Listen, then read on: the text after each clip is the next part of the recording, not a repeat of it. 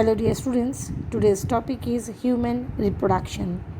Here in this video I am going to discuss about the basic concepts of human reproduction that includes the human male reproductive system, the primary and the secondary reproductive system in male, the structure and its function.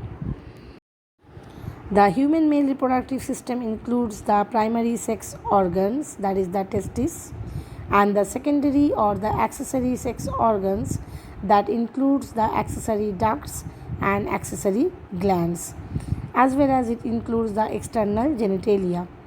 The secondary sex organs, that is the accessory duct, includes the retitestis, vasa efferentia, epididymis and vas deferens. The accessory glands include the seminal vesicles, prostate gland, the bulbourethral glands, which are also known as Cowper's gland.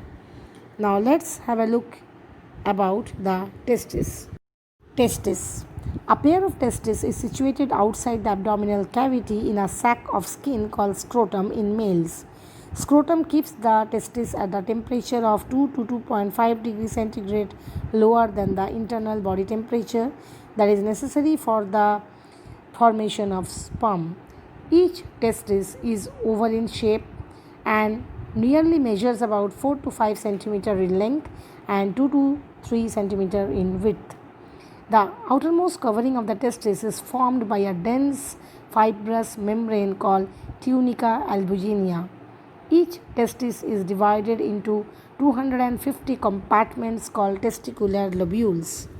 Each lobule contains 1 to 3 highly coiled tubules known as seminiferous tubules, in which the sperms are produced.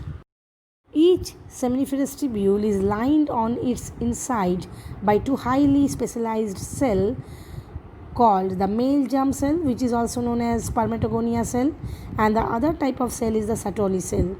The spermatogonia cell or the male germ cell undergo meiotic cell division to produce sperms, and the Sertoli cell or the nurse cells provide nourishment to the growing germ cells. The region outside the seminiferous tubule contain masses of cells called interstitial cell or Leydig cells. The Leydig cells synthesize and secrete the male hormone called androgens, which is testosterone, that maintain the male sex characters. Accessory duct system in male. The seminiferous tubules open into the vasa efferentia through retitestis. Several vasa efferentia opens into the epididymis and carry sperms outside the testis. Epididymis, it is a long coiled tube present along the posterior surface of each testis. It continues as the vas deferens and ascends into the abdomen to keep over the urinary bladder. Epididymis temporarily stores non-motile and immature sperms. The duct from seminal vesicle and vas deferens together form the ejaculatory duct. They pass through the prostate gland and join the urethra. They carry secretions of seminal vesicle and sperms from the testis to the outside through urethra. The urethra originates from the urinary bladder and extends through the penis to its external opening called urethral meatus. It carries the urine from the bladder and sperms from the vas deferens through the penis. The accessory glands. The accessory glands or secondary glands include a prostate gland, two seminal vesicle, and two bulbourethral gland. The prostate gland, it surrounds the urethra and produces a milky secretion which forms a considerable part of the semen. This secretion contains citric acid, lipids, and enzymes.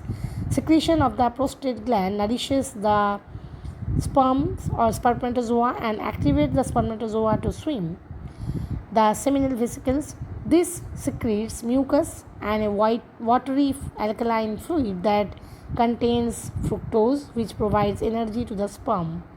The bulbourethral gland or the Cowper's gland, these are attached to the urethra below the prostate gland and they secrete mucus fluid for the lubrication of the penis. In the next video, I will discuss about the structure of the female reproductive system, where I will discuss about the primary sex organ, secondary sex organ, and external genitalia of the female and its structure and function. Hope you understood the topic and liked it. Thanks for watching.